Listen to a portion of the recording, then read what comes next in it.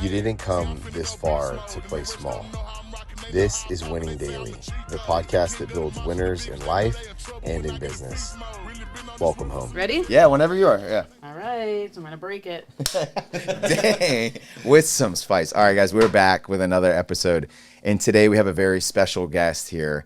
We are joined by the one and only Dr. Rachel Felber, and she's probably going to choke me out for before this. I have a bad habit of calling you Doc or Doctor, but it's Doc, right? And Doc's okay, Rachel's okay. yeah, and she's, go Rach? by the way, No Rach. No Rach. Okay, no Rach. She's No like, do Rach. not. Okay, No, so now we know the do's and don'ts. I want to say this. If you're listening to this, this is probably one you want to watch as well, too, later on. But if you're watching it, welcome. So another thing is she's a real doctor, okay, guys? She's a real doctor, not PhD. Sorry, guys, I'm just kidding. But I'm also a PhD. are you? Oh, my gosh, you got me good. Like, seriously, I was like, okay, now I feel less than, okay? I feel stupid. I don't know. I don't know the difference. Yeah, Mars, I don't know the difference. Okay, so Doc, introduce yourself. Tell us who you are. Let the people of America know. All right. Hi, I am Dr. Rachel Felber. I've been an ER doctor for a little over 10 years, and I'm still doing that a little bit. But what I've started more recently is working as a private coach, a health and strength coach, because I find that That's okay. Yeah, you're good. I'm a little nervous. Okay, that's okay to be nervous. I wanted to help people in a totally different way, you know.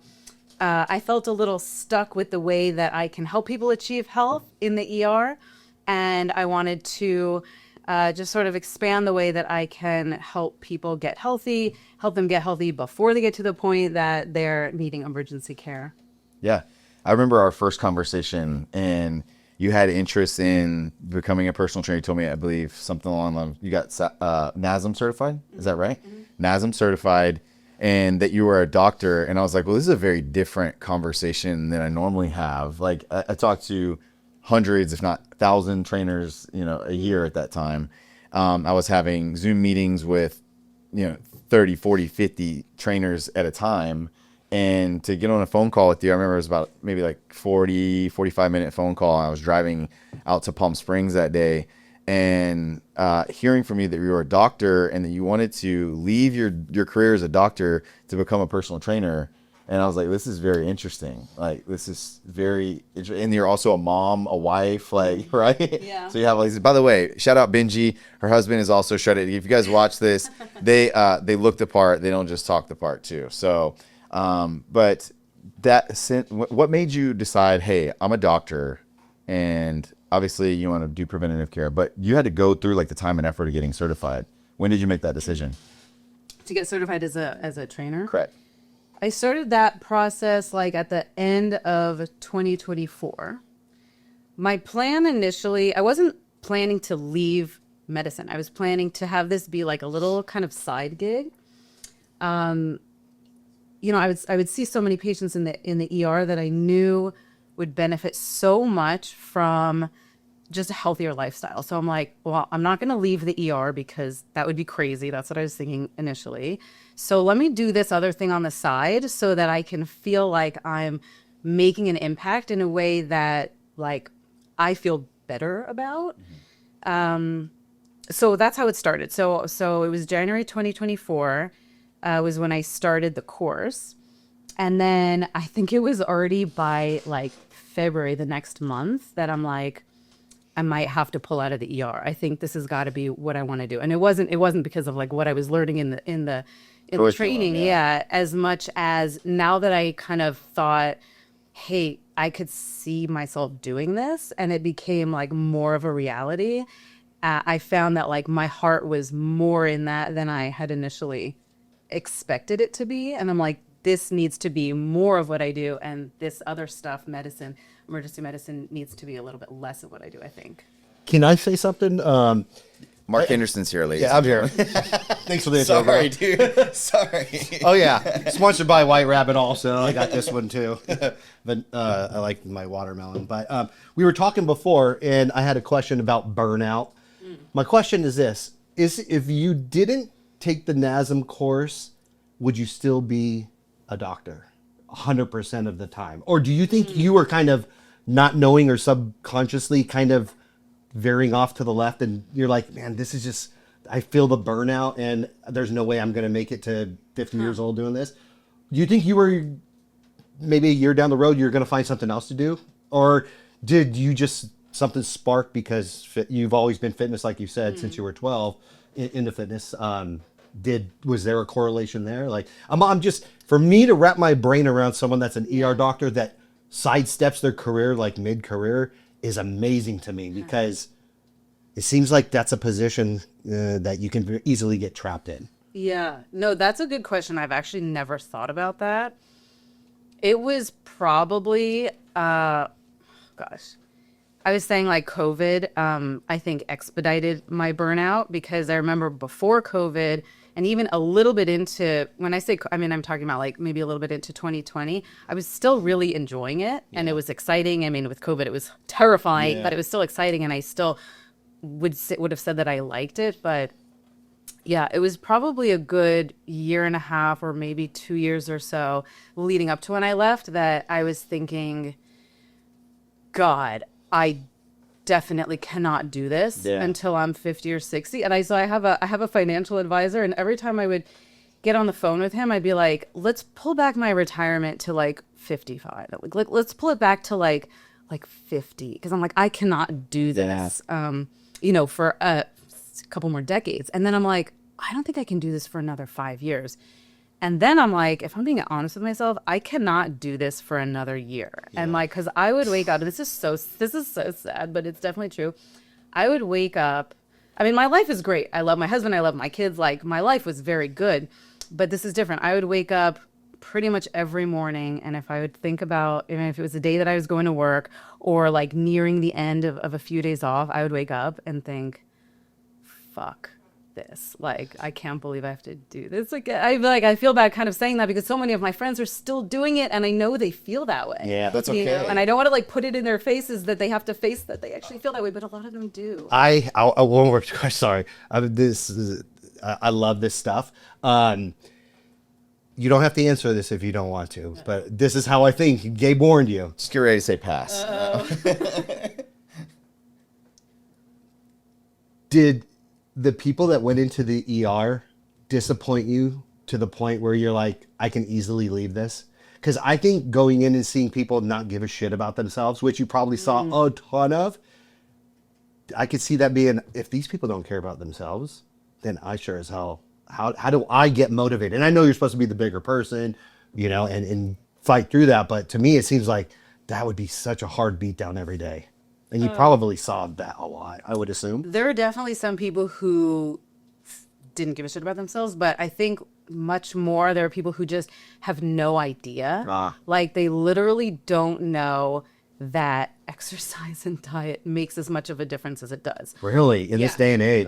Yeah. Or there's just so much misconception about like what that means. Like, the truth is, like, what does healthy mean? Like, if your primary doctor says, at the end of your 10-minute visit with them, don't forget, make sure you eat healthy, you're obese, eat healthy, bye, see you in a year. Like, what does healthy mean? Like, it means something different to probably all of us. Right, like, does it mean gluten-free? Does it mean dairy-free? Does it mean no, like anything? So their income probably has a lot to do with it too. Right? And their like, family culture. Right. So if you go online and you're like, my doctor says to eat healthy, like, what should I eat? You can't trust any of it. It's going to be like everything. Well, McDonald's says their food's good. Yeah, like, right? Oh my God. Yeah. So I think people just don't know. And then I feel like I really have a good handle on lifestyle things and what's healthy and what will like move you toward your goals, and, not just weight loss, but other things. And the ER is probably like the last venue that's appropriate to bring that up with people. Maybe, I kind of thought that it's good. Like, I'm a doctor. They're coming to me. They have a problem. Maybe it's related to lifestyle stuff. Maybe it's not. Usually it could be all over the place. To interject really quick, that part, what you just said right there. What? Maybe they're coming to you with a lifestyle part. This is not that different than what you're doing as a personal trainer. Yeah. If you really think about it, that's the conversation that we had. That's what the one I was pointing back to. We were at brunch before this, but just pointing back to that, and it was like, hey, you never technically sold anything before that you knew of. I mean, you sold medical care, whether you knew it or not. I mean, it's not like a doctor's like a sales position, but you're there to help someone and guide someone in a decision-making process or in a necessary process. And the same thing you're doing as a personal trainer. You're diagnosing what's the problem, what's the goal, what do they need, and then how can you, knowing what you know, teach them, especially because she does mostly online training. If you guys don't know, she does mostly online training. We'll talk about that here in just a second and how you built your business. But it's not all that undifferent. And I think once that light bulb came on for you, it was probably like, oh, now the kind of floodgates opened. Yeah. Well, yeah. And also going back to the patients, like the truth is I feel like pretty much any illness or injury that brings you to the ER could have been, I don't want to say fully prevented, but maybe prevented, or maybe it just like wouldn't have been as bad with lifestyle changes. Like, I mean, if you think about like an obese 28-year-old with like knee pain, she was walking, she twisted her knee. Okay. Yeah. Okay. We need to get an x-ray. Maybe we need to get an MRI, but like what she needs is to lose a lot of weight. It's a side effect. Yeah. Right? Yeah. So the times when I started to think like maybe I can help these patients, before I was thinking of doing this other thing, like maybe I can help these patients in like a deeper way and maybe they'll be really receptive and appreciative. Almost all of the time I was wrong. Like they don't want to be told to die. They don't want, I mean, I was very kind about it. Obviously, I tried to present it in a way that they would be able to receive it, but they're either like ashamed or angry or frustrated because they waited 9 hours and now they don't want to talk about the diet. They want to be able to fix their knee. So, the times that I tried, it wasn't received very well. And not that those people wouldn't receive it, just that wasn't the right context. So I'm like, how can I take this drive to help people in this way and my knowledge and experience and like package it in a way like in the right context? A lot of people. Oh, sorry. No. A lot of people think maybe some of these people that have came to the ER to visit you, that man, getting in shape is just so much work. It's going to take too much of my day. I don't have the time. But in reality, I think 20 minutes a day. I think on your website you said muscle is medicine. Muscle is medicine. Muscle is medicine. If someone legitimately only has 20 minutes a day, is there something they can do 20 minutes a day that will like?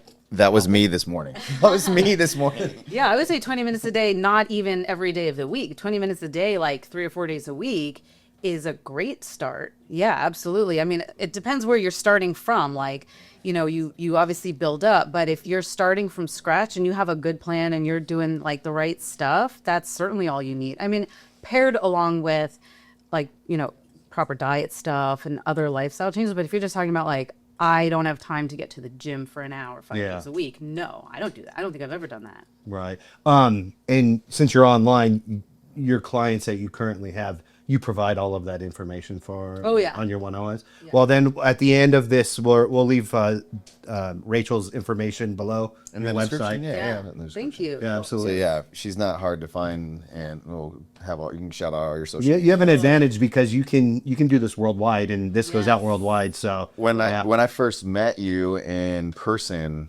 I was like, okay, so hearing you're a doctor on the phone, and then I want to become a personal trainer. I was like, well, this is interesting.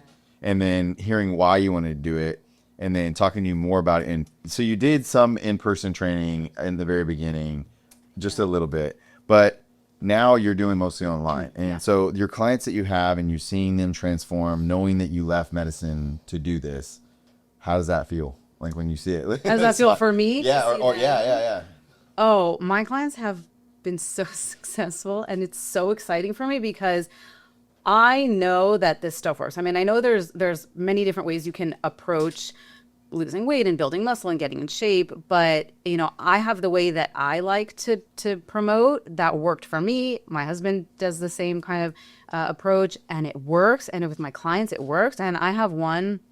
I'm so proud of all my clients, but I have one relatively recent client who came to me, and she's been on GLP-1s for 3 years. Wow. Not for weight loss, for diabetes. It's like all these like weight loss drugs. Oh, I see, like Ozempic. Okay.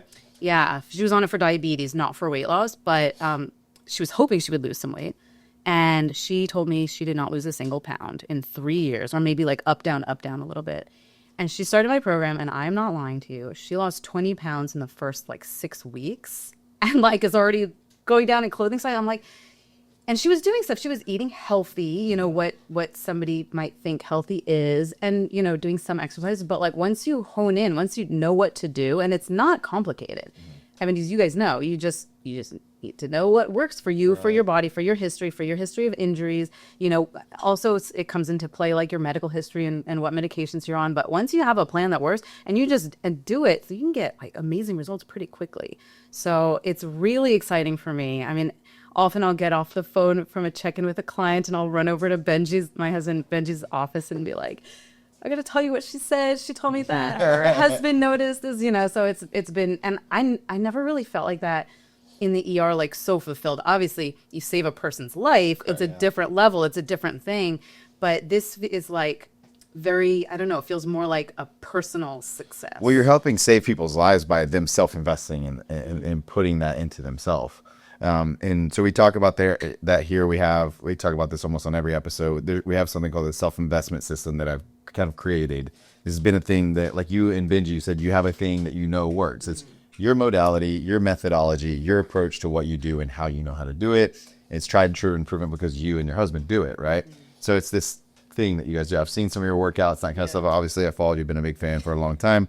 But the self-investment system is your mind, your body, and your spirit. It's those three things have to be invested in daily. And so oftentimes we know, because you're an ER doctor, there are more people out there that are sick, suffering, and in trouble now more than ever, right? And we see that, like mental health crisis in our country, obesity problems in our country, people neglecting their health and fitness, people are working high-stress jobs, cortisol is killing people, right? And literally, literally. And it's incredible to see someone who says, "Hey, time out. I went through how long were you in medical school for?" 4 years. Okay. And then you're a doctor for 10 years after that? Well, now 11. That's a lot of time you spent invested into your career, right? Yeah. Right? And money. Right? And money, right? Yeah. And into doing that, to say, hey, you know what? I'm going to go into an industry. I don't know if you know this, but I'll say it out loud. And to go into an industry where there is an 80 to 90% turnover rate on personal trainers. Did you know that? No, but I believe it. She's like, I believe it right now. Yeah. And so where there's a enormously high turnover rate for personal trainers. And I think the average income, it just depends what state, for a personal trainer, I think in California is like somewhere between 40 and 50K a year. Yeah, but how many of them are doctors? Yeah, Well, exactly. you know what though? Like, I don't consider myself a personal trainer because I think when people think of personal trainers, they're talking about you're meeting in the gym with somebody doing a workout. Correct. And that's so different from what I do. Right. And so when you were thinking about doing this and building out your systems, your pricing, all these things, you had never, building this out, it was a process for you. What was that like? Like, if you could go back Are you going to tell? Yeah, if you're going back to a year ago when we first had these conversations and we discussed your pricing and kind of getting your foot in the door here, like what was that like for you? Okay, so it was just everything was every single part of business was completely brand new to me. You know, I'd never been in business in any form. I had never considered going into business. It still feels like funny to me that I, to present myself as a businesswoman now, a small business owner. But yeah, every part of it, from like sales, marketing, I mean, everything was new. And you were my first mentor, actually. So I found you because I was originally going to just do personal training, just meet in the gym and do a workout and not really be like do the coaching. And yeah, the truth is I had no idea what I was doing, as you remember. But that's okay. It's okay. Yeah. And I didn't know. Yeah. But I was okay with that because I knew that was normal. And I knew that I would be okay because if I had to fall back on my MD, I could. So it's not like I just like leapt off the cliff. Like I had a parachute, like a really good strong parachute. So it wasn't like scary, but it felt weird because for most of my life, I felt like I know what I'm doing. I'm smart. I'm educated. This is the track. All I have to do is keep going down this track and everything's set.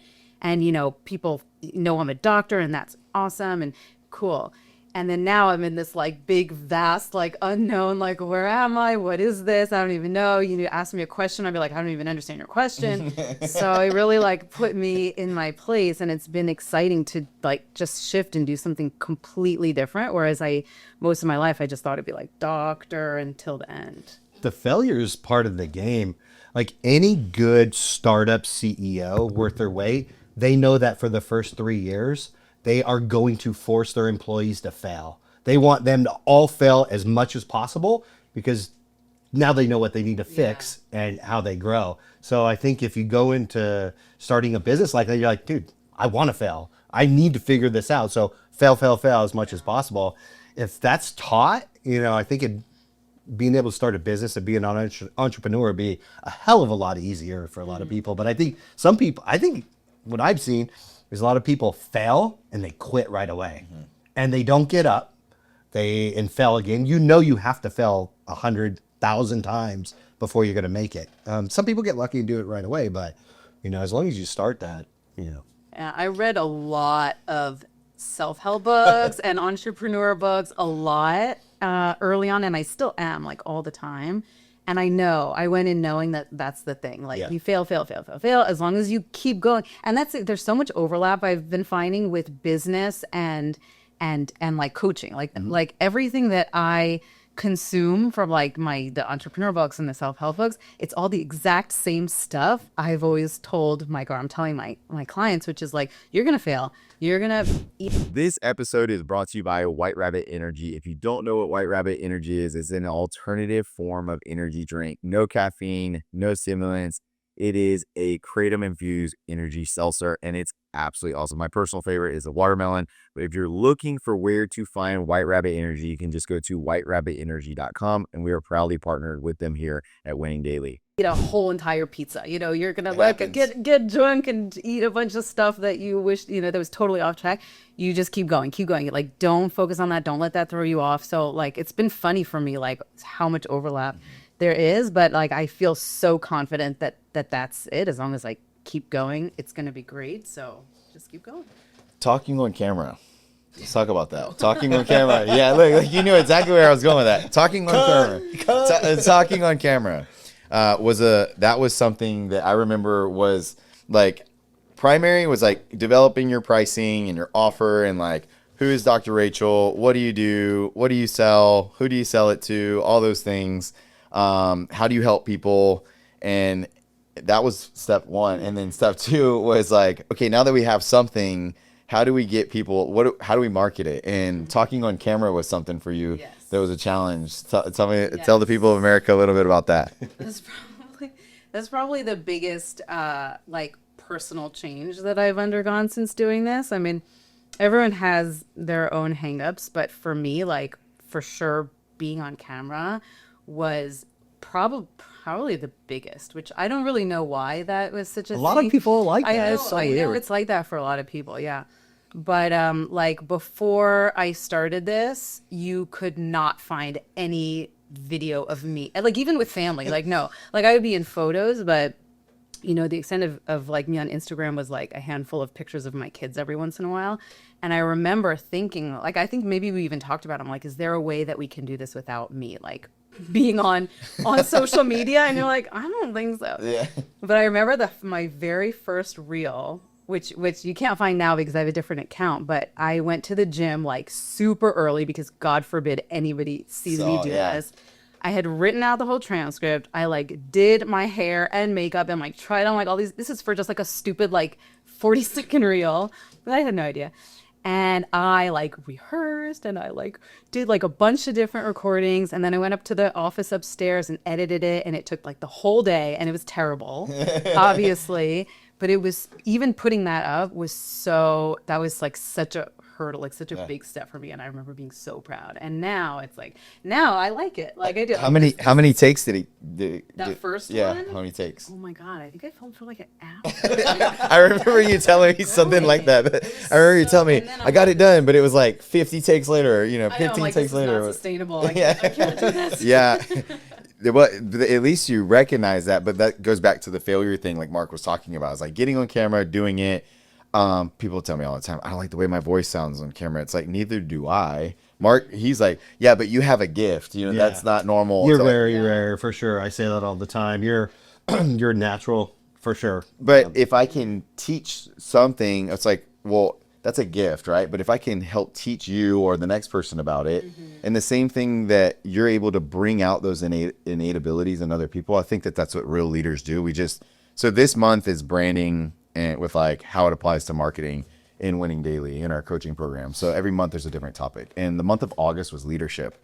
And when I think of a leader and who a leader is, you're definitely one of those people that come to mind, right? And I don't think that we would probably have anybody who's not a leader on the show or on the podcast. But when I think of that, immediately you come to mind. And like I told you earlier, I'll say it again on camera. My wife knows about you. My kids know about you. Miguel and everybody from Self-Made knew about you. One step further, Gabe and I used to travel for the last company we worked for to all the facilities and do digital training and motivational training. You were part of our training. Yeah. 100%. What do you mean? We use you as an example in our training, right? About Dr. Felber. He used you, talked about you all the time. Yeah. And so. Well, first of all, it takes big balls to do what you did. Like I've said that on social media before. Like that takes guts. Like first of all, you have to be. It takes, dude. To me, it's fascinating. I'm so like stunned that we're sitting here talking to somebody that has made that decision. It is, to me, I'm a little older now, but to me, I'm like, fuck, that's badass. Because people nowadays are just scared. Yeah. They're like scared. They're scared of the boogeyman that doesn't even exist, you know? Yeah. You know, it's like skydiving. Everybody's afraid to do it. But when you do it, you're like, that was badass. Well, you know what? I was scared for a while. And I actually remember like reading it phrased like this in one of my self-help books. But I was scared for a while because I'm like, I'm making a lot of money as an ER doctor. We have everything we need and the lots of things that we don't need. And I would be giving that up. And then I'd be asking my husband and kids to like live a different lifestyle while I figure this out. And are they okay with that? And I didn't take the leap for a while because I was really scared. But then there was also the fear of like, do I want to be 60 and look back at my life and be like, oh my God, like I can't believe I don't want to say wasted, but like I did not do with my time what I wish I had. And I wasn't home with my kids and I wasn't spending time with my husband and I wasn't like growing and expanding and like just like being as much of me as I can be because I was just like stuck and too scared. So like this once this fear beat out that fear is when I'm like, okay, we're doing this. Yeah. I think as you get older, that's an organic way of thinking too. At least for me it is. I think about that all the time. What ifs? I do not want to be 65 years old and looking back and saying, what if? What if?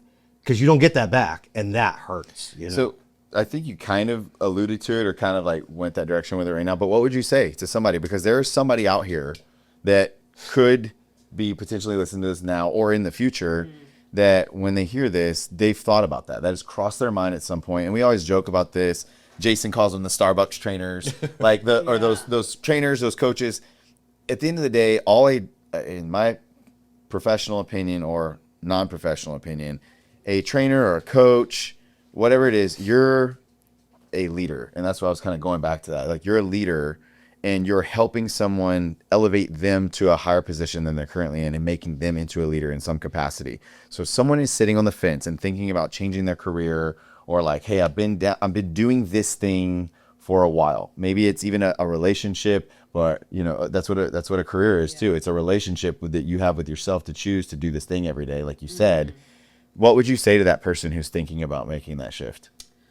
Well, I wouldn't say like take the jump because I don't know anyone's personal. Yes, she would. She told me off camera that's what she would say. No, I'm just kidding. What I would say is like give it the appropriate like attention that it needs because if you're thinking about it, then you're not happy where you are, and maybe you would be happier doing something else, or maybe not, but.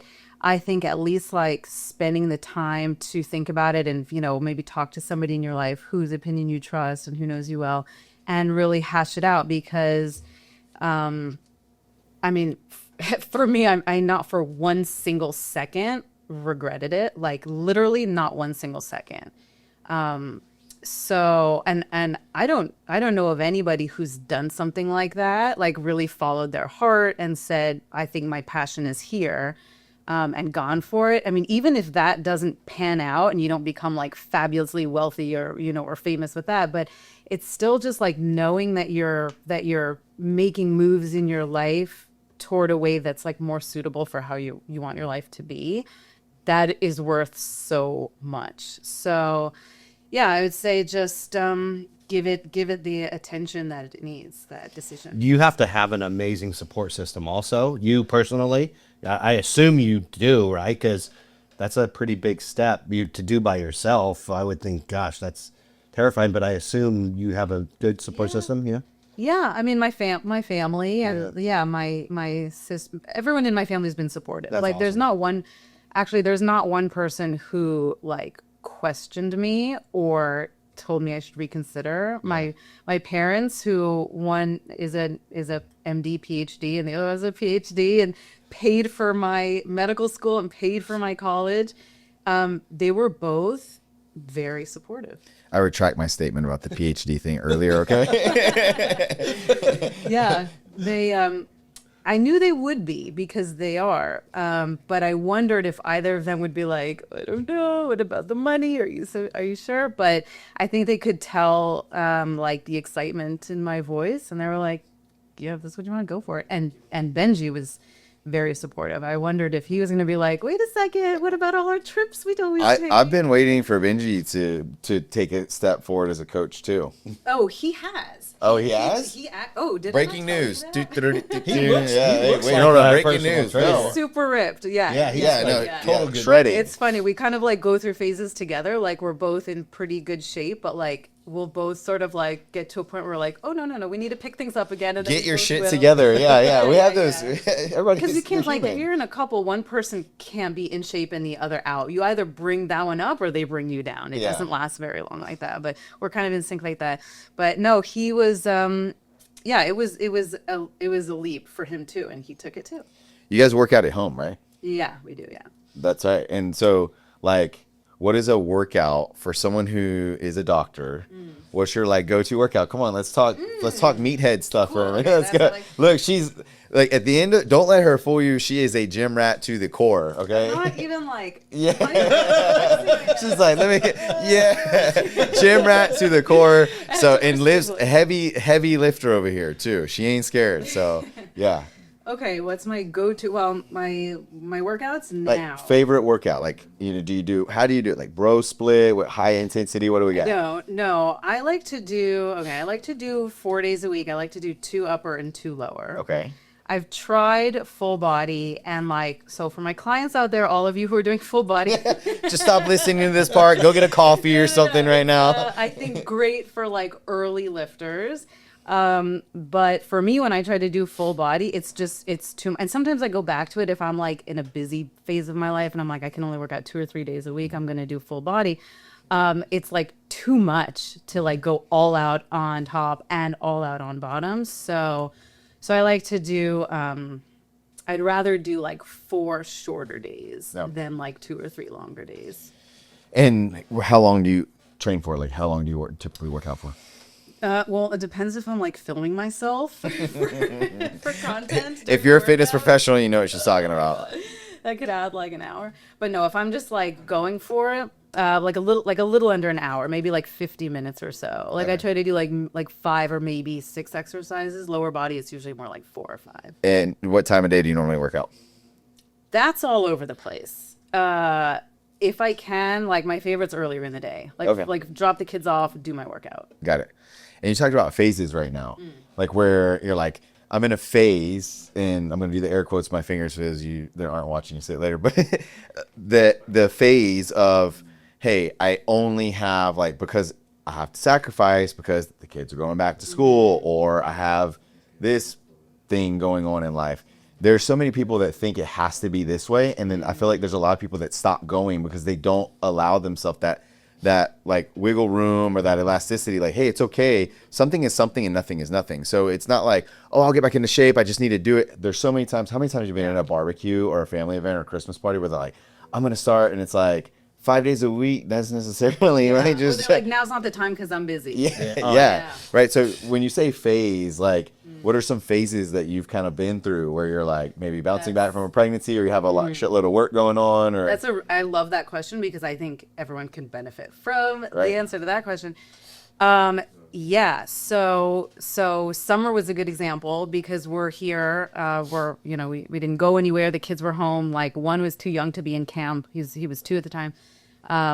And the other one was kind of in and out of camp. So like week to week schedule was different. The kids were home a lot. Ben and I both work from home. So it's like, we need to get our workouts in. We need to do our work. We need to take care of the kids. We also like have like other priorities. So it quickly went from like 4 days a week to 3, sometimes 2 days a week. And there's sometimes like now the kids are back in school, but every once in a while I like get pretty busy with work. And I'm like, I'm not going to actually have time to work out at all this week. Like I could, but it would have to come out of something, either more time with the kids or come out of sleep. Yeah. So I'm going to not do a workout, and instead I'm going to do like a 20-minute hit run, or I'm going to get on my little walking pad and make sure that I hit like 20,000 steps, which still takes time, but like I can do it with very little energy, like after the kids go to bed. So yeah, so I think the all or nothing mentality is like the fastest road to failure because nobody can do all of it. So you're going to just fail and then be done. But yeah, knowing that you can like tweak things however you need to, and feeling confident, I think, in knowing how to tweak things so that you just feel like you're always doing something. Like even if you're taking the tiniest little baby steps, you're still moving. progressing forward. Yeah. I was on your site and I saw your program, Strong as a Mother, right? Yeah. Is that, Yeah. I said that right? And you stated that you think moms are the most overlooked part of the industry. Why would you? You said. Well, I wrote it down. It said, Wow, Mark. Wow, Mark. why do you believe moms are the most overlooked group in health and strength? I don't know if I phrased it like that though, because I don't. I wonder what you're referring to. But okay, well, how about this? The Strong as a Mother. Yeah, that was. I wanted to like segue into Maybe that. something about like how mothers don't focus on strength as much as like. Well, for context here, we know this. This is a fact. When the mother is more like the health and fit aware individual in the household, the children tend to be that way too. That is not there's some something. like studies on Absolutely, that. and I can tell you because I'm living proof of it. Like my mom is always fitness aware. Shout out mom. She's ripped too, huh? She's Yeah, like in super good shape. Yeah, she is, man, and she's a cancer survivor. She's been able to overcome those things, and it was throat cancer, so she's had issues with like radiation, like has caused some swelling in her throat. So for her now she needs to be able to eat and intake enough calories. Wow. And so I'm like, even now, like the coach or the trainer comes out, I'm like, hey, how many grams of protein have you ate today? Like, all these things. But for her, watching her go to the gym and like being fit, being active and those things kind of like laid the base or my foundation. Like if I wanted a pull-up bar, they would get it for me. If I wanted a set of weights, they would get it for me. It was like supporting me in that journey. So the Strong as a Mother thing, I can definitely see how that's important. Yeah. And I know it's funny. I know a lot of women, there's like guilt around it, like guilt around like taking care of themselves. Moms say, okay, I don't want to take time away from the family. Or I gotta say, I hope it doesn't make me like sound like a bad mom, but I've never felt guilty about that. I feel proud. Like when I'm like putting on my shoes and my daughter's like, where are you going, mommy? I feel so proud to tell her, oh, I'm going to go to the gym. I'm going to do my exercise so I can get strong. I'm so like proud and excited to say that to her and have her internalize that. Okay, mommy's going to the gym. She went to the gym. I also go to the gym. We have a shed in the garage, and then I also go to another gym. And to have her like know, like, okay, well, she went a couple days ago. Okay, mommy goes to the gym regularly. That's so powerful. And so They absolutely absorb that. There's no totally. Yeah. Oh, my kids are they're always like, Mom, I ate my eggs, feel my muscles. Or like we'll be out and like the little one, Max, 3, he will literally look at a menu and say, which one has protein? I'm like, Wow. That's Yeah. crazy. Shout out Max, he's a winner. Yeah. we talk about it at home all the time. I mean, it's my business, but also before that, like Benji and I just care about this stuff. So we're always talking about it. So like muscle strength, protein, like it's the kids are like totally, but it doesn't have to be like that overwhelming. I mean, like my clients who are doing this, obviously like a little fraction of what I'm doing, they report back to me that their kids are picking up on it like crazy because kids are just sponges. Leadership, that's a real Yeah. thing. And so as a trainer, I would always categorize people, or coach, whatever you want to call it, however you want to put the respect on the name, sure. But I would always categorize people into 3 groups, and it's beginner, intermediate, or advanced. You say people that are fresher, it's like, how fitness aware are you? Like on the spectrum of like, where are you at in your fitness journey? Like, can you lift your own body weight? Have you ever been to a gym before? Are you afraid to go in a gym? Are you intimidated by a gym? Did you used to play college sports and then things just went south for you or whatever? Or did you have an injury or some like life-altering event? Because I've had friends that are like that too. So when you're working with people, are most of the people that you're working with, are they like beginner or intermediate? Most are. Yeah, I haven't worked with anyone who's like quite advanced. Yeah, everything from like women in their 60s who've never done anything with weights, and they're all of a sudden like, okay, I have osteoporosis, I have diabetes, my doctor says I need to lose weight or else I just was put on like 3 new medications. Like, what do I do? So I start them from scratch. But I do have some also who are like, oh, before I had kids, I was in great shape. And now like, I just, the hormones are changing and what used to work doesn't work. Or I just like. They've Googled all their symptoms? Yeah. Yeah, look, Yeah. that's true. How many times did you see that, like in the emergency room when someone comes in and they start telling you all the things that they have wrong? Often, but every once in a while they'd be like, I think I have, this. And I'm like, I've never heard of that. Let me look it up. And I look it up and I'm like, oh my God, I think you do have it. Everybody's a Dr. House, huh? Yeah, no, but a lot. But no, that's actually helped me a couple times. Really? That's crazy. Yeah. I feel like there's a lot of people out there that would, a good family friend of mine, I used to work for him for years, shout out Mike Klung. And he will tell you himself, he's a hypochondriac. Like every day he would come to work, or not every day, but like at least once a week, he would be like, oh, I think this is wrong with me. And I'd be like, well, what do you think it is? It's all the sugar-free Red Bulls, man.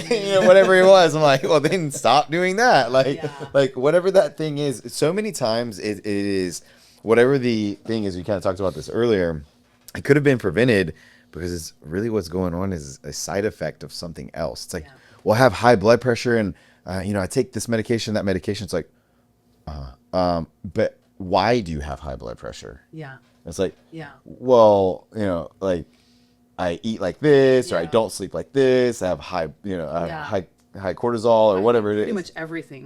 Pretty much everything. I mean, like a lot of cancers, a lot of autoimmune, like pretty much everything comes down to lifestyle habits. What do you say, or because I've sent you a few things on Instagram before where I'm DMing you something and you're like, like, it's like sugar in a baby's brain is ADHD. Do you remember that post? Like I send you stuff and you're like, yeah, dude, I don't know about that one. But like, do you see those things? And like, we talked about this before, where people are using like they use the non-stick pan and they scratch the pan. It's like, this is like 30,000 microplastics per. Oh, my wife has all of those. Okay, so are we going down the rabbit hole? Is that what we're doing here? We're about to go full Joe Rogan? I can have Bree text us a bunch of those. Yeah, like you got them all. Like microwave, microwaving plastic and all these things like that. Oh, you definitely don't want to microwave. No, I know that, but like, Why? Look at she's like, oh. But so how deep do you go into that? Like, are you like? You mean for myself or clients? For you or your clients?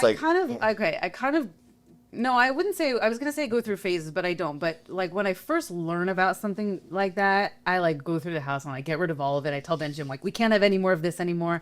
What's Benji's reaction? Is he like, okay, yeah, or does he like, yeah? He's pretty good. Okay, like he cares. Like when I was worried when I was gonna like throw away our plastic cutting boards because he has some that he likes.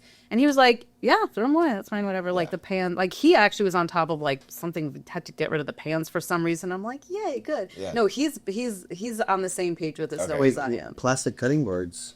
Fill me in. Yeah. Can't have them, no? No, dude. Cut the Microplastic. plastic, yeah.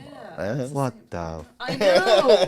I know. And then you can't use wood with raw meat. because Yeah, I it know. fits. That's why I'm What like- are you supposed to use? I've got like 6 wood and like 5 I just plastic. hold everything in the air and stretch it, and then you cut it. Are you serious? Oh, I was like, dude, there's no So what do way. you just get glass? No, we use wood. We use wood ones and just wash them. I'd rather have bacteria than like this terrible like chemical crap. To be Yeah. honest.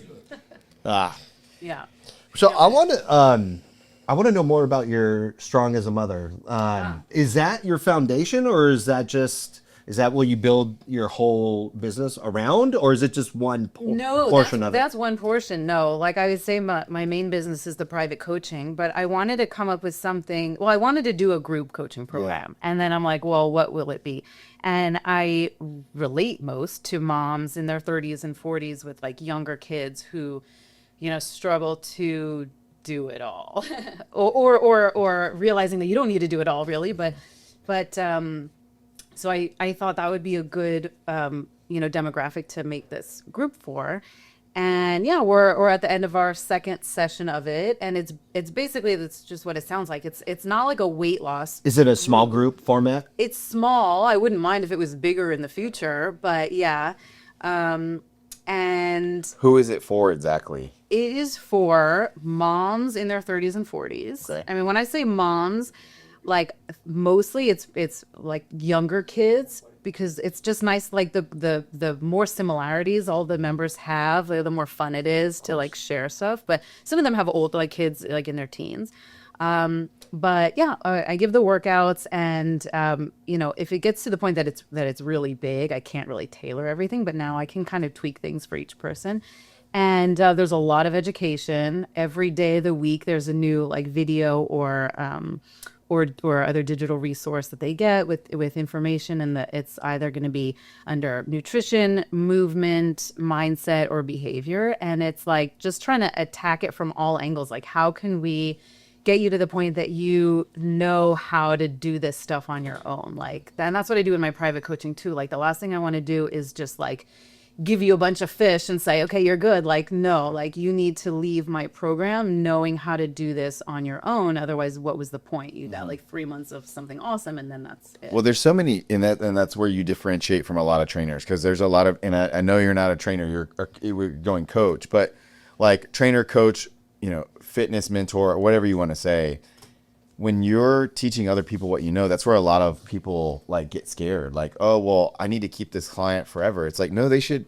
It's okay if somebody like that's the goal here. You want to change. You want to get rid of them. That should be the goal, right? To me, and I know like he gets a lot of flack, but they outgrow you. He gets a lot of flack. I think I talked about this before, but like Wes Watson talked about that. Like, he's not like the goal should not be the person needs to stay with you forever. You're a babysitter if you do that. That's like, and no offense to anybody who has that mentality or training, but if you're want to just stay in a gym being a rep counter all day long, like, you should be looking to change this person's life. Or their goal should be, you should teach them your goal should be to outgrow me. Yeah. And then it's a goal. Not everybody's going to do it. You know that, but it's at least there's an attainable goal. The reason I asked you about Stronger Than Mother, when I see new trainers get in, they're so desperate for business, they'll just train anybody. What I've noticed, the data that I've gathered in my brain talking to 1,000 trainers, is that the trainers that go tight niche right out of the gate, those tend to be the ones that are more successful, because they can be focused on that. I think a lot of people don't understand the data and the analytics that there's so much business out there. It doesn't matter what your niche is. You're never gonna get maxed out, And I think they have that fear, like, oh, there's not enough people, not enough moms for me to train, and that's the farthest thing from the truth. So, like, advice whenever I talk to trainers is, man, find a niche and focus on it. Yeah. And the most successful trainer that I've seen in the last year did that. She has a niche. She's out of Dallas, and she had a child. And she didn't have time to be a personal trainer anymore, so she incorporated the child into the training. Now her classes are for moms that have children that are up to a year old, and they utilize the child as weights with these. She has these straps. I do that too. It's amazing. What? She went from struggling, she called me on the phone. She's like, I'm struggling. I'm gonna have to get out of this business. And I was like, you need to do this, do this, do this. And she called maybe 6 months later. She's like, I've got 6 new clients. I said, what'd you do different? She said, I'm only focusing on this type of client. The last time I talked to her, she's doing classes of 20 moms at a time.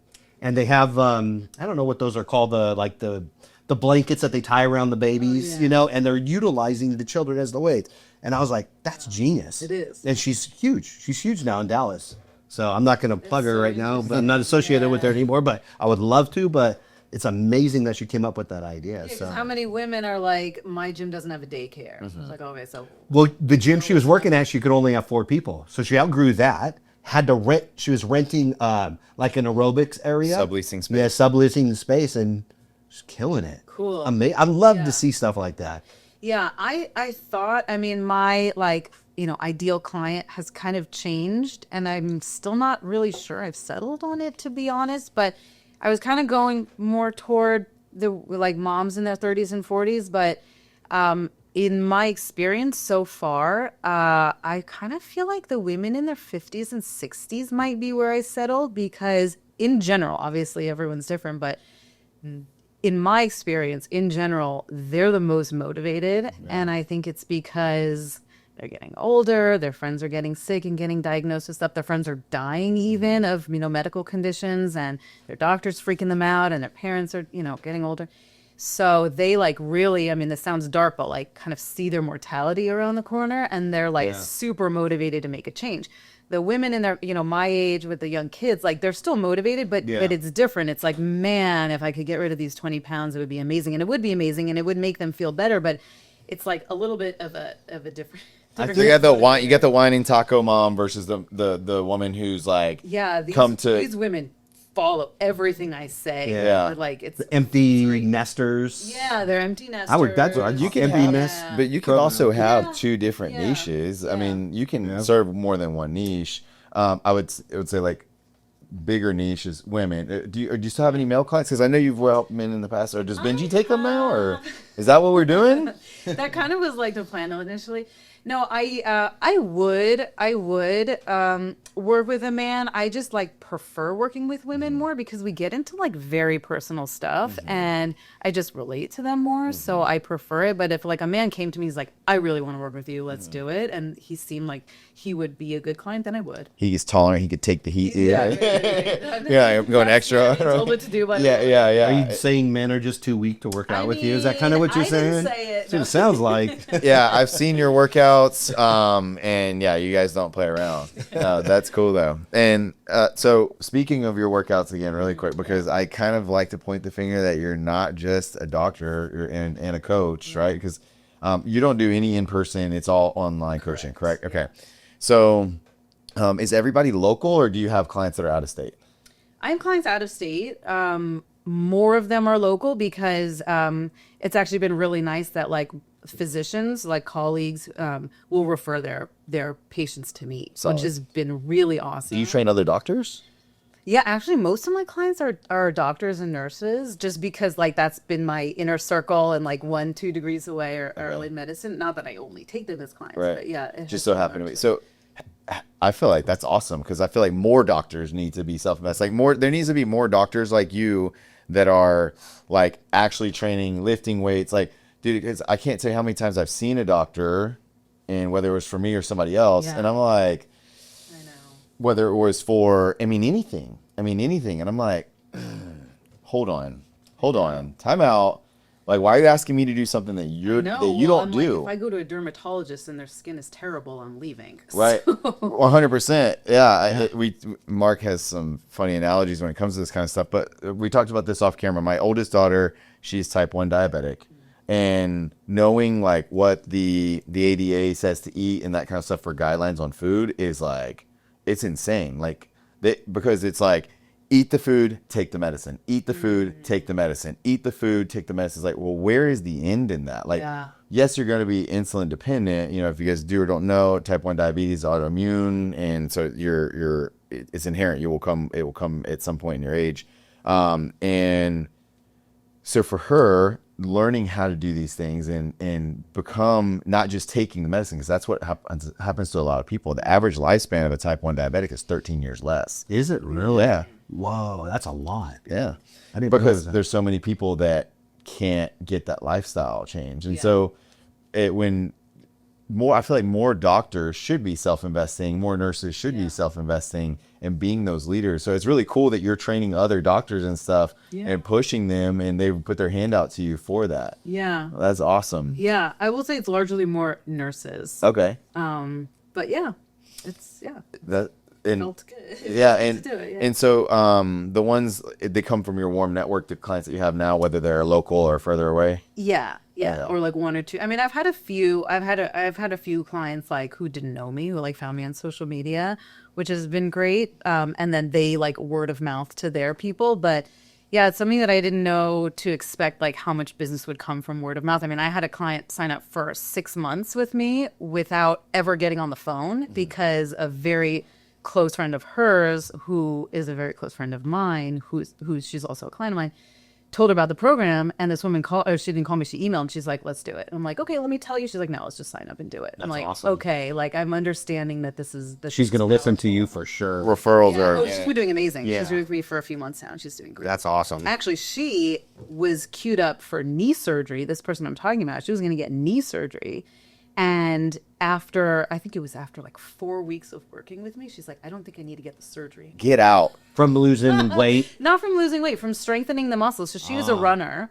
She's actually had a very impressive history, but a runner, and her knee just was kind of like busted, to put it lightly. And she didn't want to do the surgery. They were thinking maybe doing some kind of injections or something. And I'm like, let's just really like focus on strengthening the muscles around the knee and see how it goes. And just like, let's just see. That's amazing. And she told me she has no knee pain. She does the squats, she does the lunge, she does everything. She's like, I don't have knee pain anymore. Well, I mean, if you don't, there's that saying, if you don't use it, you'll lose it type of thing. We see that. Like, without saying it a million times over again, we see that time and time again where people are, it's like, on my lower back and my knees and that kind of stuff. It's like, well, what about the weight in your midsection? Maybe that has something to do with what's going on here, and is a bigger indicator that, hey, if you do something about this other thing. How many times, and I know this is maybe a bit controversial, how many times have you seen somebody that got sent to surgery that maybe could have not done the surgery or not necessarily needed the surgery, and they could have avoided the surgery, do you think? Has that been something that's like you've seen before and you're like, man, like I don't necessarily know that they needed that? Well, that's kind of hard for me to say, like having worked in the ER, it's like I would only see them for like a snapshot. Right, Those- that's true. But there were like at least some patients that I saw, a handful of patients who had to get like abdominal surgeries from complications from the GLP-1 medications, which is like really sad because they get an obstruction and they have to go and like get a portion of their intestine removed and get a colostomy bag. Wow. But at least they lost 30 pounds. That's fine. They lost more, no, right? Yeah. They got a bonus on that one. Yeah. wow. Yeah. Holy smoke. Okay. Yeah. I have a question for you. Okay. And this is what does a coach who's also a doctor, like what's on the playlist, like when you're working out, like what do we listen Do you want to? to know something really weird? Yeah, let's hear. That's all I my often don't listen to music at all. Oh. Okay. If I listen to music, it's going to be weird stuff like 90s stuff or like Aqua or stuff that like brings out the like younger Nostalgic, energetic kind of version me. nostalgic. We're okay. Yeah, or like lately K-pop Demon Hunters because we've watched that movie. What? Do you know that movie? No, I just saw it's popping up all I'm over now. sure most people listening and watching. I saw some know dad about dancing weird to it. It was- Okay, we probably watched that movie 700 times. Really? So both my kids love it. I hear some laughing over there. The songs are incredible. So I'm not going to go into this too much. I'll just say the first time my daughter had it on, I'm like, what is this stupid movie? Can we turn it off? This is so weird. And like 3 minutes later, I'm like, oh my God. They got Oh you. my God.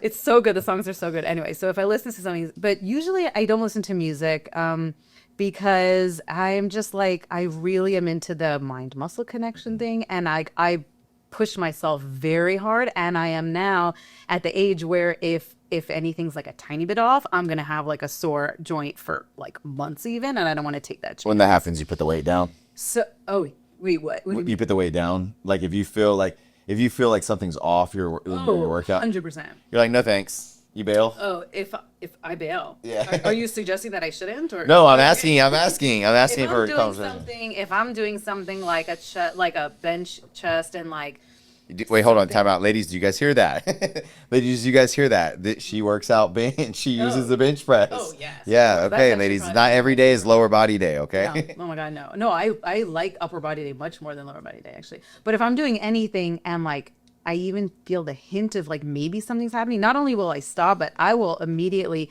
take weight off. I will take that as a cue that like I don't know, not necessarily that like it's too heavy, but I am such a proponent of safety above all else that I'll put it down. I'll take weight off and then I'll take the next however many weeks I need to like build back up to that weight, because the last thing I want, I did something weird. I was doing Arnold press once and I just like put it down. I put it down weird at the end of the rep, like out to the side. It's always the last rep. My shoulder was fucked up for a year. Like a year. Like I could still use it. I could still do stuff, but it was uncomfortable for a whole year. And I'm like, I'm not going to take that chance at all, because it's a marathon, right? We're doing this for our whole life. So if I screw something up and I can't work out for 6 months. Or you can't pick the kids that's gonna up or whatever. That's gonna right? get you mentally, huh? You personally. Oh my God, yeah. And the injury for you, I could see your personality. That probably just keeps you away. Yeah. Speaking of that, what happens to you mentally as like a medical professional if you're not working out? What would you say? Like, do you think that? For me? Yeah.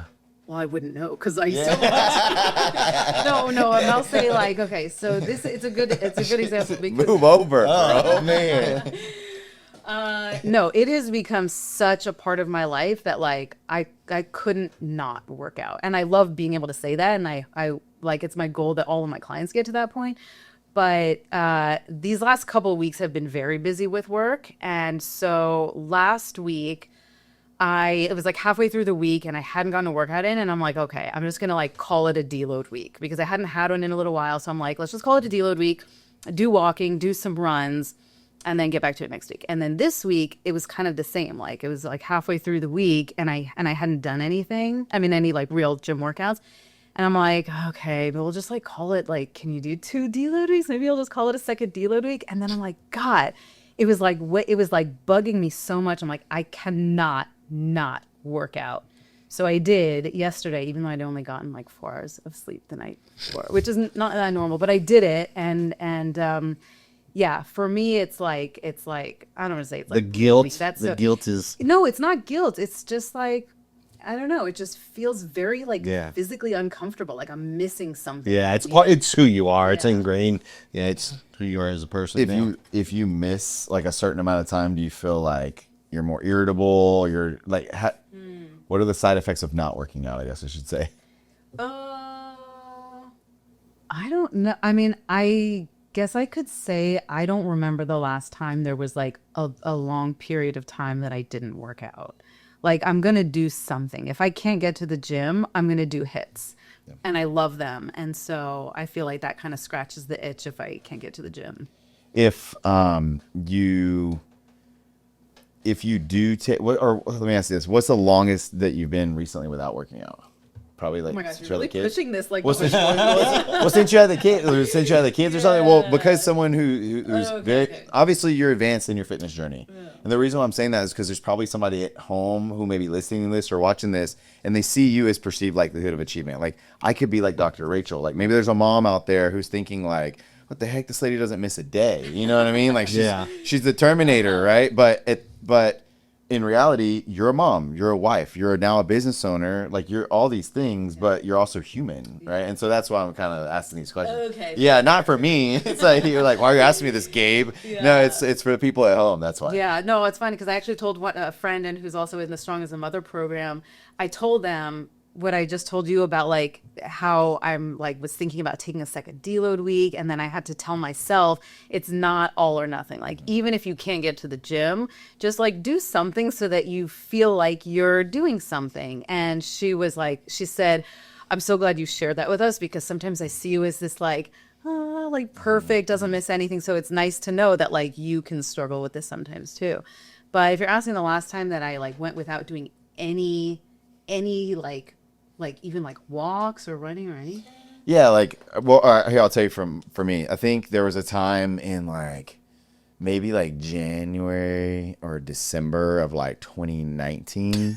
I didn't work out for like a whole month. Like it was weird. It was just like I was so busy grinding and working, and I was just there was a lot of money coming into my business at that time, and there was like a whole month I didn't work out. Look, they're all laughing. Why you guys like? You're gonna scare away everybody. Bro. Yeah. Oh, I'm sorry, guys. Well, there's like a month. Well, look, but a workout for me, let me redefine. It might just be push-ups. Like even if my wife and I are like at a hotel, she's like, "What are you doing?" I'm like, "Push-ups." She's like, "Yeah." Have you ever had a lazy weekend? Just stayed on the couch with your wife and just freaking was a slob? Yeah, I've definitely had those. When's the moments. last time you did that? Because that's the norm. Like just kick back. I do that all the time. But after my workout or like No. I mean, you start Friday night and you end Sunday night. You know? Just a serious like lazy weekend where you just I'll go crazy. chill. I'll go crazy. You would, huh? Yeah, dude. I'm like, I'll like start climbing the walls. I'm like, I need to do Also, something. little kids, That's a little lazy. different. Yeah. Yeah. Nothing's lazy. Yeah, You try to be lazy, they don't let you. Yeah, exactly. And I take them to the park and try to burn them out. Like I'm that parent that you see at the park that's like doing jumping jacks and lunges and burpees with my kid, like literally with my kid. I'm like like using them as weight. Now my daughter, if I get in like the push-up position, she comes and climbs on my back. Like yeah, so but that's why I ask, because there's probably a lot of people that watch or listen to this that are probably like, hey, you know, that seems extreme. Like Mark, he's like, this is you guys have lost your mind. I'll say, like, when we go on vacation, I usually don't work out on vacation. Like, I just don't. Even if Benji's like, hey, you know, there's the hotel gym, want to use, I'll take the kids. It just doesn't feel like something I want to do. I guess that's a good way of looking at it. Like, if I want to do it or not, you know, and when I'm on vacation, I guess I just kind of feel like that's a time for family and for like chill, but we'll still walk a lot. Like, we don't go on vacation and just like sit on the beach and like, that's it. Like, we'll do whatever physical stuff we can do with the kids. And like, we'll call that our exercise for the trip. Yeah, just being physically active. Because there's a lot of people who confuse that. They're like, I don't know if you've ever had a client like this where they're like, my job is my workout. Have you ever had a client that's like that? That's a lot of men that are like that. I've had clients that were construction workers and like, my job is my workout. I'm like, not really, dude. You know, I'm like, you could be burning a lot on your job, but that doesn't mean that that's your workout. But you know, so it's just staying physically active. So your business, when you first started it, how long ago was that? Right. Like a year and a few months. Okay. So let's call it a year and a half or so. Until now. What was it then and where are we now? You mean then like what I do? Oh, it's changed so much. Well, when I started, I was just gonna, like I said, I was just gonna do like personal training, like in the gym, an hour here and there on the side. And then that kind of transitioned to like a hybrid online in person, because I found that it got very warm in here. Yeah. All of a sudden. Ian did. Help me out here, man. It's like yeah. hot. Thank you. You were thinking that's why I picked up my phone. I was going to text him. Thank you, Ian. So that turned into hybrid because I found that there's too much that I need to share that I just couldn't share with like an hour working out at the gym. So I decided like, let's do our workouts and then let's also have like some online component where I can like share education with you. And then after that, it moved fully online. So now, for the last while, like it's been a little while that I just do online. Yeah, well, after I left that gym, I had some local people who would come to my garage, which was cool and not cool. Yeah. I mean, they were only like, they were like friends, but still. But what I like online, I mean, part of the reason I left the ER was to be home more, be with the kids, like have my schedule more my own. So I've been really liking online, and it's perfect. Like, I feel like what I built out is perfect for me, because like where I stand out is my, you know, education and knowledge of these certain things. And they come to me as opposed to this, another trainer who's not an MD, because of that stuff. And so what I've built now is, you know, they get their personalized workouts, their personalized nutrition plan, the macros and all that. And then there's so much education. We were talking about before about how like we want to teach them to fish, not just give them fish. But so I have either like a 3-month program or 6-month program. And I used to do subscription, and they would go monthly. And I'm like, well, this is cool because like money keeps coming in each month. But I really felt like I was doing them a disservice because I'm like, doesn't feel right for me. Like, I don't think this is how it should be. Like, I want to teach them. I'm like, well, if I teach them everything they need to know and then they leave, the benefit there is that the word of mouth has been amazing. Like, all the clients keep sending me more clients. Gabe and I mean, we've trained thousands of trainers, right? We've done one-on-one sessions, we've done group trainings, and I'll say you stand out more than the majority of trainers out there. Your story, for me, this is me personally now, and when I think of, man, I'd love to have that person as a client, and that's very rare. I don't like working with everybody. I'm very, like Gabe said, I have my own way of thinking, very black and white. But you're somebody that I would love to work with down the road to help you expand your brand. Like we were saying before we met, like I see you as like a Jillian Michaels. You're set, you're smart, you know where you're going. You need a little help still. Obviously, you said that before. And I think, like Winning Daily can help you get to that next point. I could see you using your name and getting really big. I honestly do. I'd say that maybe for a couple trainers that I've met, and I've met thousands and thousands of them, but I think you have so much potential. Like to me, it's a no-brainer. What's next for you in your business? What's the next step? I know what. I just told you, bro. No, I know that, but I want to hear from her. Like, I mean, obviously, because like, I get where I just want to hear about the journey, and I want you to tell people. It's one thing, but I want you to tell people. Yeah. So you've built up to where you're at now, and you've made the level of impact to where you're at now, which I think is, like his Mark is alluding to, I think it's fractional. It's 1%, 2%, whatever it is of where you're going and the level of impact that you can have. He said the name Jillian Michaels because of, when you think of a celebrity style trainer, or like who is a woman in the health and fitness space, has crushed it, has been there, done that. That's a big name. And I told you this earlier. I said, I think that you could be beyond that. I think that the sky is the limit, and there's a lot of people out there who need you. They've never met you before. There's people that you will change their life, save their life, impact their life. And you're doing it starts at home, with you and your husband and your kids, and generationally you that way, but also in your clients. So what is next for you, or what is the goal here for Dr. Rachel Felber? Good question. So I have some ideas, but you're right in that I feel like what I'm doing now is pretty small. Like, it's very impactful for each person. But when I have a client who does really well, or like, overcomes something big, and she feels great and I feel great, I'm like, oh, I want to do this for so many more people. Like, it just feels like, okay, I have this client, I have that client, I have this client, but like, oh, if I could like make this so much bigger, that would be so amazing. I don't know how to make it huge. Like, I feel like I can, and I want to, and like, I feel like everything's in place for that to be possible. I just don't know where to go. So, I have some ideas about digital products. You just need more online exposure. That's it. Yeah. I looked at yours, and you're, don't take this the wrong way. It's just, you're at the beginning stages. Yeah. So you just have to I know you're already busy.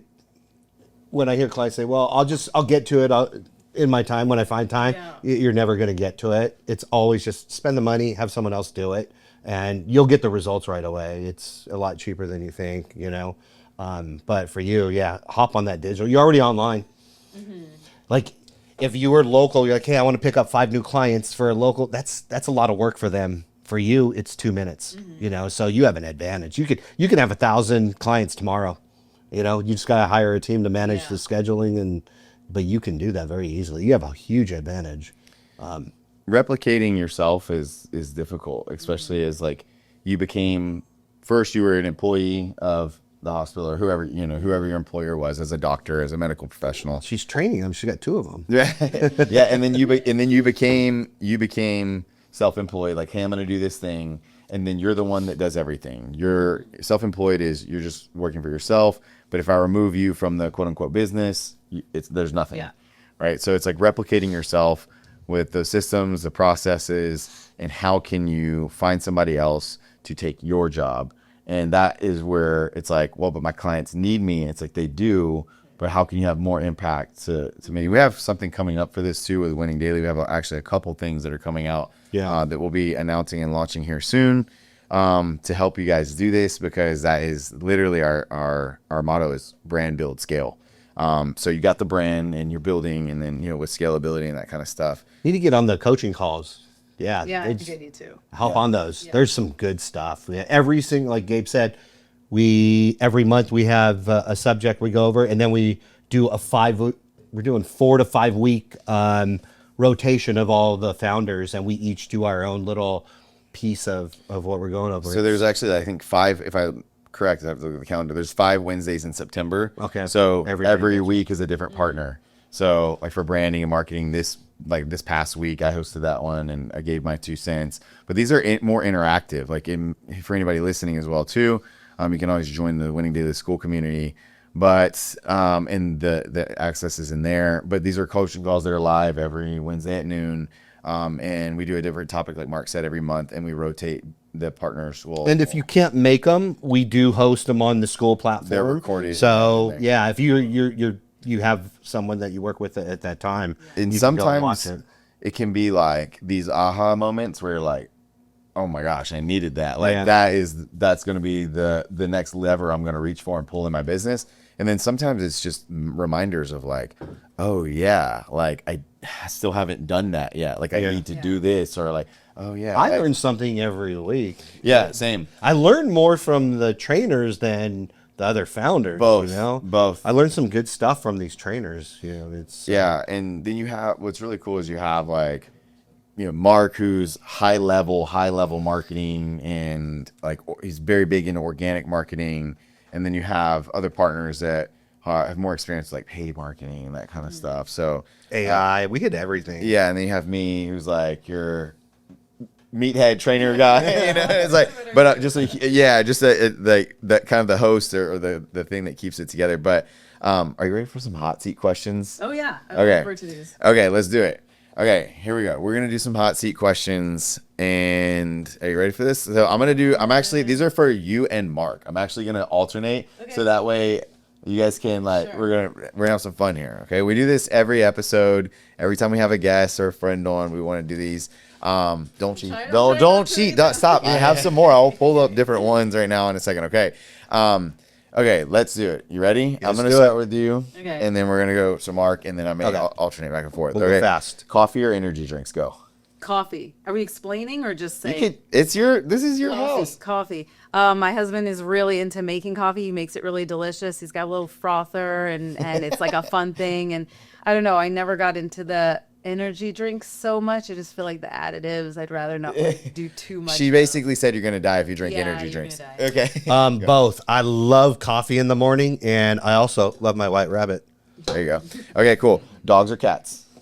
Oh, I feel like I have to say cats because we have cats, but but yeah, probably dogs if I had my way. Okay. Yeah. Dogs.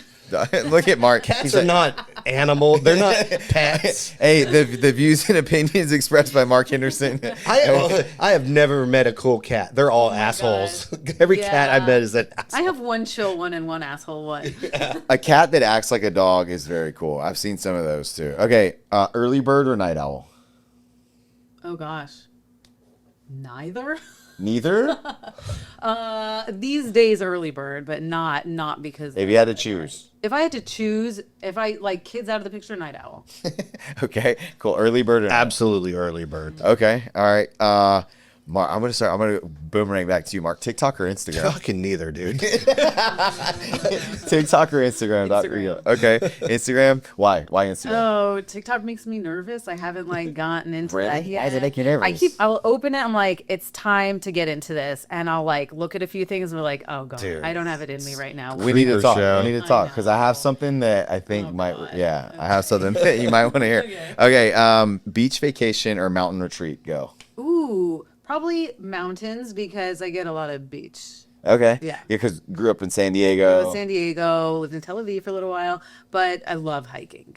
Where's Tel Aviv again? Remind me.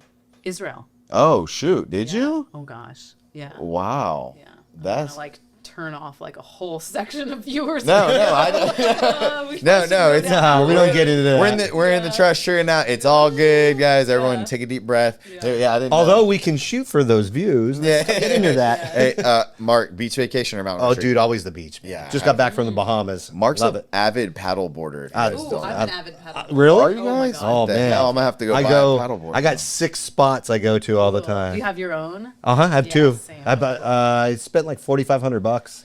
I got the good is ones. It like the inflatable one or No, I got the real deal. I like my little inflatable one. Come it on, you got works it. great. Time to grow up. Time to go. I'll let you borrow mine, and you'll see the difference. The balance is unbelievable. Oh yeah. Okay, texting or calling? Texting. Definitely. She's like, don't call me. No Go. calling. Both. Okay.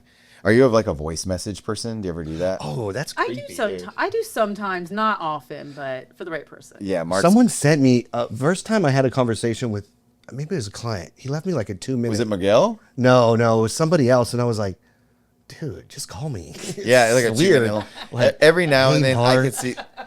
So they talk too close to the microphone. Yeah, I was like, oh, this is weird. Okay, sweet or salty? Salty. Okay, Sweet for sure. really? We're like opposite on everything Yeah. except for the paddleboard. That's what makes this awesome. Okay, Mark, Netflix binge or book reading? Oh, dude, I've read a book in forever. I own a lot of books. Dude, hold on, time out. You brought a book here. I think it's over there. You brought a book here and and just just left. puffing my chest, bro. What is that, dude? You brought it here. What book is I want you to think I read. Saul, can you hand me that book over there? Yeah, it's Asimov or What is this? What is this? You Don't brought- Believe Everything. Oh, that's a different one. Don't believe everything you think. This Yeah. look, this book without me even reading it reeks of Mark Henderson. Like don't believe everything you think. yeah. One of Mark's favorite sayings is buyers are liars. Yeah, they So, are. Yeah, anyways, he brought this here and he left here. Okay, so Netflix binge? Is that what we're doing? Absolutely. Okay, Netflix binge or book? I would say read. I do a lot of audiobooks. Really? Oh yeah, a lot. I told you like the entrepreneur books and the self-help books. Hey, can we get back to something real quick? When you work out, what do you think about? Since you don't listen to music, But he's still hung up on I'm that. still like, what do you for like an hour straight? I'm literally like counting my reps and like doing my mind muscle stuff. Really? So you're way in. You're like, I mean, if my mind goes off, I lose count of reps. I mean, you're talking about like between, like when I'm resting between. just like, sets? I mean, Like the only reason I can work out is because I know I'm going to listen to music. You know, it's like, or listen to a podcast or something. Like, if I get to the gym and I forget my headset, I go home and get my headset. well, they play music. You in the do? gym. Yeah. No, maybe I'm weird like that. I don't know. If you said I sing, I'd be like, dude, there's something wrong with you. So I ride in the car in silence. Like I typically don't listen to anything or if I'm on phone calls. And I know like everybody in my family thinks I'm weird for that. Or if I'm home alone, no TV. I'm like, you hear that? That's silence. Like that's peace and quiet. If I'm driving or home alone, I've got one of my audiobooks on. Like I'm always listening to. There's just so much to learn. There Like, is. I don't want to waste time not learning. So I believe in that, like self-investing, but sometimes I'll do that. Or call me really weird. I swear I'm not 80 years old. Talk radio. I swear I'll listen to AM talk radio. And I'll listen to things that like I don't even really even believe in just to like hear what like the other side of things is saying sometimes. I got a question we need to add to this. What do you got? Screen time. And they have to show your screen time on your phone. I want to see what what your screen time is on your phone. It's gonna be Instagram. You already know it is. Okay. Okay. So introvert or extrovert? It kind of fluctuates. I think like really introvert, but I can be extroverted if I need to be. Okay. For me, it depends on the situation. Yeah. Like right now, I could do this for 10 hours, but then if you guys leave, I could sit here for 10 hours. So, Right. I could do both. Okay. Favorite cheat meal? Favorite cheat meal? Ooh. Oh, probably like some like Alfredo sauce. Really? Yeah. So like pasta, cheese, all that. Yeah, kind of something stuff? like really cheesy and salty and like heavy. Okay. Yeah. I like feel sick even saying that, but yeah. Do you eat that and then work out, or how do you do the cheat meal thing? Gosh, you're probably not gonna like this answer. I don't care. I don't. I don't. I mean, I don't have an unhealthy relationship with food, but I think I've gotten to the point that like if if it's something that is just like so not in tune with like what makes me feel good and what makes me feel like I'm doing the right thing, it loses its appeal. So if it's like a birthday or anniversary or something special, like I'll get it, and I won't do anything different in my life around that, except for like take a long walk right afterwards. But yeah, I guess I'm like pretty honed in. Okay. Yeah, because I've done that before where I'm like, if I know I'm going to eat something later, I'm a fried chicken monster. Like, I will eat 20 fried chicken wings. Like, it's just it. Fried chicken's my weakness. So, or I'll peel off and eat an enormous amount of Cane's or something like that. But I'll make sure that I will have either, like, saved room for it where I'm, like, actually really hungry. And I kind of, like, build it into my macros. I know I'm over or whatever anyways. Yeah. But still, I will kind of create an allowance for it. Or I'll just go train really hard. Well, if I'm like doing a cut, like sometimes I'll still do like mini cuts here and there. So if I'm doing a cut, yes, I'll like make room for it. But most of the time I'm just kind of like hanging out in maintenance. And if I eat like that, I won't do anything different around it because it's just like a little blip. Okay. You know? Mark? In-N-Out. In-N-Out. Yeah, that's a good one. That's always a popular one. Yeah. Okay. Worst job you ever had?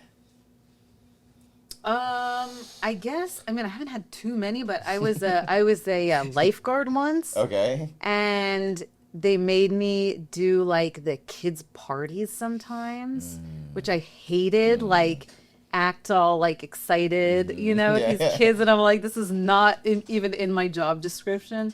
So probably that. Okay, thumbs down, lifeguards. Go. Managing a telemarketing office. Ooh, yeah, that was brutal. That sounds. I'm still like Mark's staring off in his face. So zoned out right now. I'm in that room right now, freaking going. Dude. Favorite childhood cartoon? Oh, childhood cartoon. Oh, there's so many to choose from.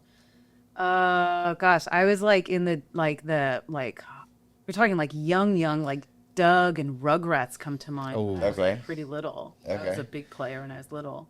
Mark? Thundercats. Thundercats? I love that, man. Thunder. Okay, go to karaoke song. Oh, shit. Probably something Britney Spears because I know all the words. I don't sing, bro, so nothing.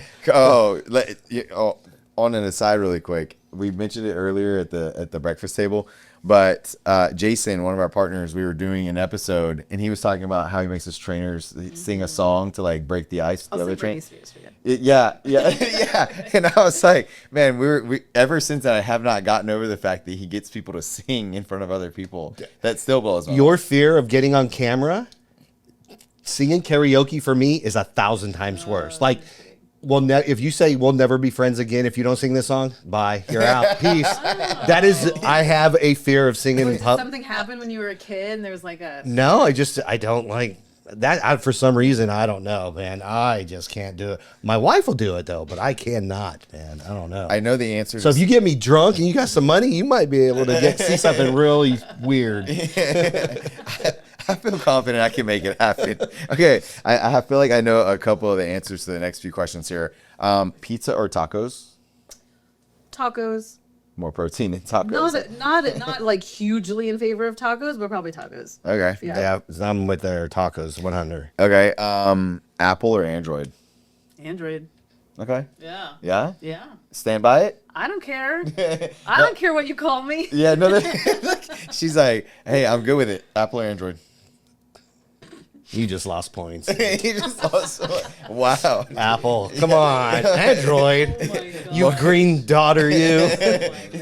With the green bubbles. Little green bubble. Oh, yeah. Little green bubbler. It's so funny how like divisive it is for Apple people, and then the rest of us are just like, what? Yeah, one time we were in the vote. we were in a group chat, and Mark was like, "Who's the green bubbler here?" Yeah. I was like, "Green bubbler? Like, what is he talking about?" And he was like, "Yeah, like an Android phone." I was like, "Oh, Yeah. got it. Okay." Yeah, or like if somebody, like a client sends me a photo by text, it's all like blurry. Yeah. I'm like, okay, we have to use WhatsApp. Yeah, WhatsApp. Yeah, WhatsApp. Well, I was an Android user, believe it or not. I was an Android user for a long time until probably like maybe 2020. And then I got iPhone and I had both. I had two phones, Android and iPhone, one for work, one for personal. And then I transitioned both to iPhone just because it was easier to like airdrop myself. And then some of the features on iPhone, but I do like I Android. think the only benefit to switching would be that Apple users think I'm cooler, and like that's not enough for you to make the switch. The appeal, Just get both. Yeah. Just get both Yeah. and be like, depending on who your client is, be like, okay. that's like okay. Morning workout or evening workout? I think we kind of covered Morning, morning. Go. Midday. Okay, yeah, you're like I do 11. noon. I do noon, yeah. Favorite superhero? Wonder Woman.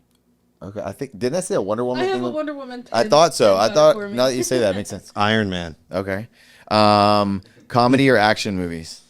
Probably comedy. Okay, Comedy for sure. okay. I saw a term the other day, dramedy. Have you guys ever seen that? Or dramedy? Yeah. I Is like that- like all the like romance? Matthew McConaughey movies. yeah. No, I think that's there's another name. Rom-com. Yeah, rom-com. But dramedy is like there's drama and it's funny, I guess. I don't know. Oh. Anyway, it just came to the top of mind whenever I said that. Ice cream or cake? Ooh. Probably it depends, but probably ice cream. Dude, ice cream. And I can kill some ice cream. Have you? My grandfather, this probably passed down, he would eat a gallon a night of ice cream. Ooh, what did he look That's like? insane. He's a big dude. Big dude. He wasn't like, he's still alive. He's like 95 now, still alive. I don't talk to him or whatever, but he a gallon a night. Yeah, with Wow. the sit down on the floor and watch. Don't recommend that. Yeah, yeah. Yeah. If you, until you want to live to be 95, I mean, Is there a particular brand that he would eat? vanilla. No, no. Just like You know whatever. what? I like the Yasso bars. Do you get those? I wait. I think I've seen. Are those healthy? They're like healthy. Yeah, they're like yogurt, Greek yogurt, frozen, Okay. and they're delicious. I think, lots of flavors, and they're like 100 calories. Have you seen the protein ice cream that's out now? Yeah, there's some really good ones. Okay. Yeah. The Target has them. I know Ralph's carries Yeah, them. But there's yeah, some- protein ice cream. It's like 30 grams of protein, and it's You like actually the protein pretzels?